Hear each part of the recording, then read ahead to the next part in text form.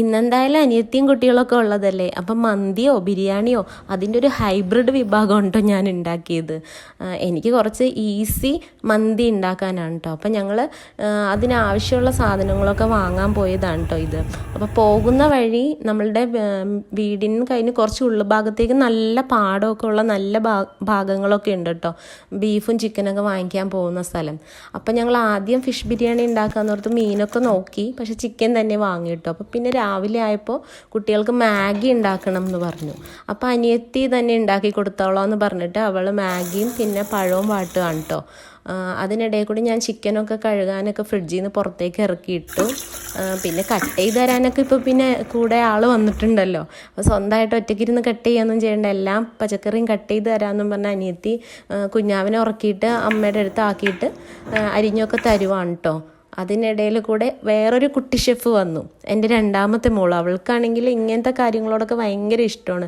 2 കൈയും കഴുകിയിട്ട് മമ്മി എൻ്റെ കൈ ഉണ്ടോ നല്ല വൃത്തിയുണ്ട് ഞാൻ ചെയ്തോട്ടെ എന്നും പറഞ്ഞ ആൾ വന്നിട്ട് ചെയ്യുവാണ് കേട്ടോ ഇതൊക്കെ.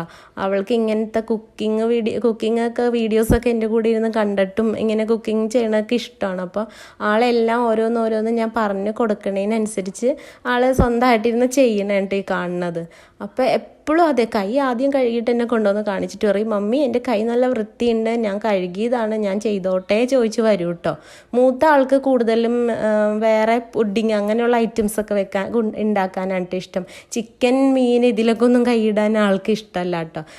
പക്ഷെ ആൾക്ക് വേറെ കാര്യങ്ങൾ തുണി മടക്കി തരാൻ നല്ല വൃത്തിയായിട്ട് അങ്ങനെയുള്ള കാര്യങ്ങളൊക്കെ ചെയ്തു തരും കേട്ടോ. ഓരോരുത്തർക്കും ഓരോ ഇതാണല്ലോ ഇഷ്ടം. പിന്നെ ഈ ഇഷ്ടങ്ങളൊക്കെ മാറാതിരിക്കുക അതൊക്കെ നമുക്കറിയില്ലല്ലോ. പിന്നെ അപ്പം ഇങ്ങനെ ഞാൻ മന്തിയിൽ കുറച്ച് മുളക് പൊടിയൊക്കെ ഇടും കേട്ടോ, എന്നാലും എനിക്ക് ആ ഒരു ടേസ്റ്റ്, അതാണ് ഞാൻ പറഞ്ഞത് ഇതൊരു ഹൈബ്രിഡ് മന്തിയാണെന്ന് കേട്ടോ. പക്ഷെ ടേസ്റ്റാണ് കേട്ടോ, നല്ല ഒരു പ്രത്യേക ടേസ്റ്റാണ് കേട്ടോ. പിന്നെ സൺഫ്ലവർ ഓയിലും എന്തായാലും വേണമല്ലോ.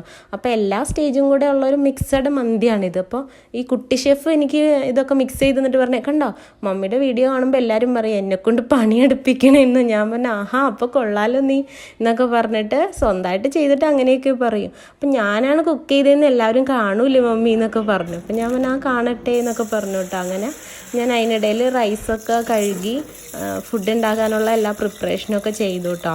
അപ്പോൾ അരി കുറച്ച് നേരം വെള്ളത്തിൽ കുതിർത്തിയിട്ട് വെക്കുമ്പോൾ നല്ല സോഫ്റ്റായിട്ട് റൈസ് കിട്ടും. പിന്നെ നമ്മൾ ബിരിയാണിയോ മന്തിയൊക്കെ വെക്കുമ്പോൾ ഒരു പുഡിങ് കസ്റ്റേർഡ് പൊടി ഉണ്ടായിരുന്ന കാരണം കുറച്ച് ഫ്രൂട്ട്സും ഉണ്ടായിരുന്നല്ലോ, ഇന്നലെ അപ്പൂപ്പൻ കൊണ്ടുവന്ന ഫ്രൂട്ട്സൊക്കെ. അപ്പോൾ അതിൽ നിന്നൊക്കെ എടുത്തിട്ട് നമുക്ക് പുഡിങ്ങും കൂടെ ഉണ്ടാക്കാമെന്ന് ഓർത്ത് അങ്ങനെ പുഡിങ്ങും കൂടെ ഞങ്ങൾ അതിനിടയിൽ റെഡിയാക്കുന്നുണ്ട് കേട്ടോ. അത് ഫുഡ് കഴിച്ചതിന് ശേഷം എടുക്കാൻ വേണ്ടി. അപ്പോൾ പുഡിങ്ങും ഉണ്ടാക്കുന്നതും ഇളയ ആൾ തന്നെയാണ് കേട്ടോ. എല്ലാം നമ്മൾ ഒന്നെങ്കിൽ ചെയ്ത് കൊടുത്താൽ മതി, അല്ലെ ആൾ സ്വന്തമായിട്ട് ചെയ്തോളൂ കേട്ടോ. ആളെ പഠിക്കുന്നത് 5ലാണ്, പക്ഷേ അങ്ങനെയുള്ള കാര്യങ്ങൾക്കൊക്കെ ഭയങ്കര ഇഷ്ടമാണ് കേട്ടോ. അപ്പോൾ അതിനിടയിൽ എൻ്റെ എല്ലാ ജോലിയും കഴിഞ്ഞു.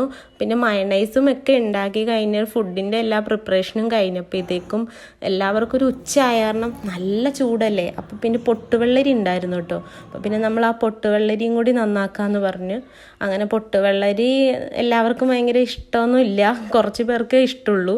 പക്ഷെ എനിക്ക് ഭയങ്കര ഇഷ്ടമാണ് കേട്ടോ, നല്ല ടേസ്റ്റുള്ള സംഭവമാണല്ലോ.